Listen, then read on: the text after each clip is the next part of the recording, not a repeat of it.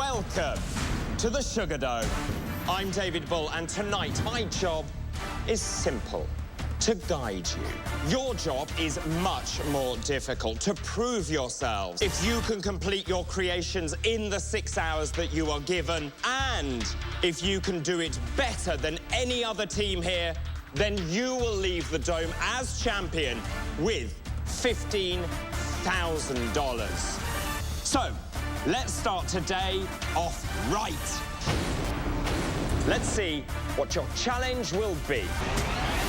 Competitors, hold your work, if you please. The Dome demands a twist. You are, of course, currently knee-deep in an epic battle with dragons. But in addition to your beasts, the Dome needs peril. It needs a damsel in distress. The Dome wants to see sparks that fly from your rock stars' instruments during their big solo. Twist time is upon us. Did I mention the twist that the Sugar Dome throws at you? Every good toy store has its own model train set. And every train must have a tunnel. Each of you must create a tunnel with tracks and, of course, a train to ride them. This I've got to see. Please, press on. The Dome wanted one thing from you tonight: pure rock and roll.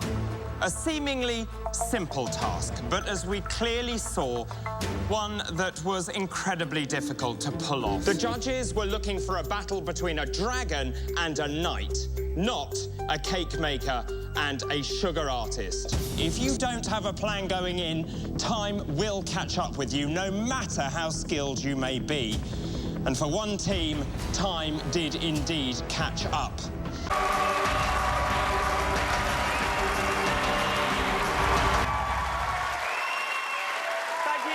Indeed. Hello, good evening, and welcome to Most Haunted Live. I'm David Bull, and this is the final part of our trilogy, because tonight we will reach the climax of our extraordinary investigation. Well, the truth, as they say, is out there. So to help us on the quest for this truth, we're joined by our experts tonight. First up, it's our parapsychologist and skeptic, Matthew Smith, and with him his very own psychic extraordinaire, David Wells.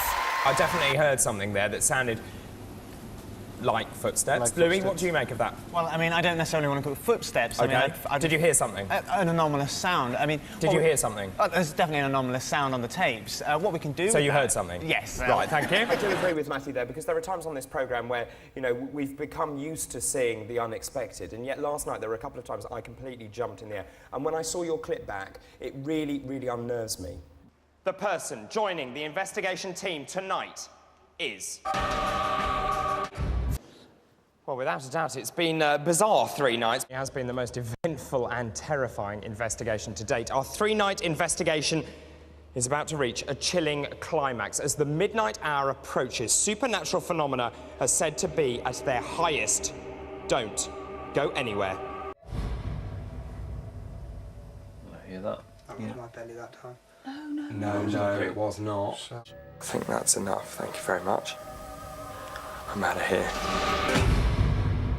But first tonight, thousands of operations are being cancelled because hospital beds are being taken up by elderly people.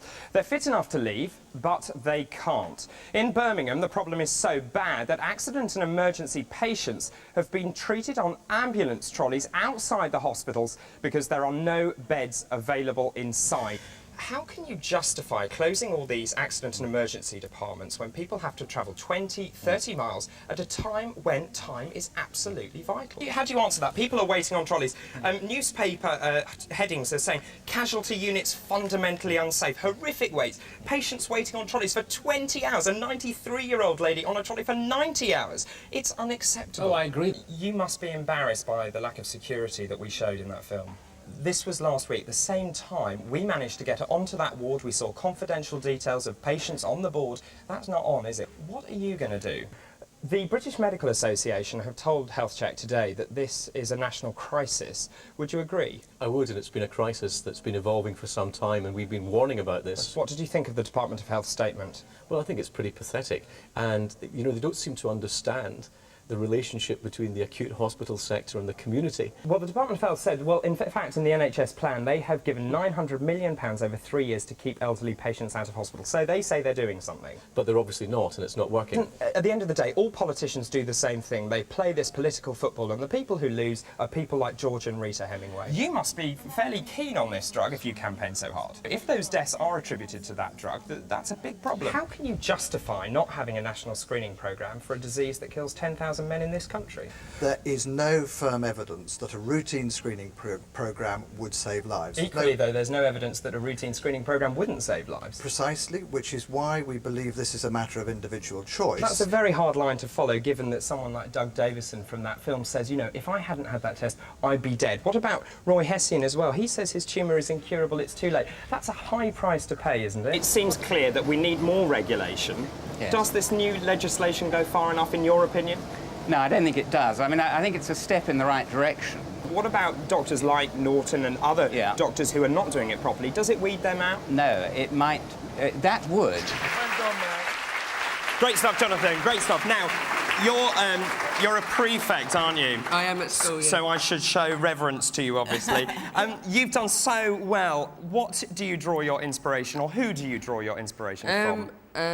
Loads of my friends for support. What advice would you give to children here tonight and children across the country who want to do the same sort of things that you do? I had no idea. I hadn't really thought about the fact that diagnosis rhymed with cystic fibrosis. Brilliant, brilliant. You were only diagnosed 2 years ago, weren't you? What's it been like in those last 2 years, trying to do everything that you have to do? Well, it's been quite hard, but I've just got on with it. Well, hello and welcome to the Accident and Emergency Department, where they see 73,000 patients every year. Now, you might think that Saturday night is the busiest time for A&E, but in fact, it isn't. And I'm in the fracture clinic. Now, if you hang around here too long, you end up with one of these. She's quite a character, isn't she? And I mean, in the short time that I've spent with her this morning, she certainly knows her own mind. Oh, yes. Oh, yes. Doesn't she? Yes. Yes, and you know that we're talking about you. And in fact, you know, she seems very clear what she wants, and just the difficulty is that she can't communicate it to you. That's right. First of all, good morning to you. Good morning. How are you feeling? All right, thanks. All right. Well, you've got a lovely arrow on the top of your head, so I assume it's your left eye. Yeah. Tell us the symptoms that you've been having in that eye. As you can see, Frida is sitting up. Hello. Hello. How was it? All right. What was it like, you know, with all that poking around in your eye? It's very exciting. I know. It is extremely exciting. Now, what we'd like to do, if it's OK with you, is to stay with you this morning and watch you through your operation. What's your handicap at golf? It's very high. It's Okay. 36, But you've I'm only afraid. 36, but you've only just started, haven't you? Yes, yes, Now, not is too it long. true what they say about women's golf? It's quite competitive, isn't it? Yeah, perhaps I shouldn't say. It can be very good. No, I only know that because my mum plays golf, so Yes. I know all about it. Well, good luck, and I hope you can reduce that handicap and get your elbow moving, and maybe, just maybe, think about getting rid of that electric trolley because it sounds lethal. There we go. Hey, I'm cured. Now, your go. Christopher's turn. Look, would you like yours taken off now? You want to keep it? I think we need to take it off, though. Now, how do you deal with children who don't really want to part with their plaster cards? In terms of what sort of food he's eating now, do you feel he's eating healthy, a good balanced diet, or do you think that he's eating as all... Oh, well done. Or do you think... You've finished, well done, brilliant. It's nice and stable, but we're going to keep you hyperextended. So we just pull back on this. All right. And push down. Thank you very much. That's terribly So comfortable. Now, we shall leave you like that. like Action Man. Until next time, from all of us here, good night.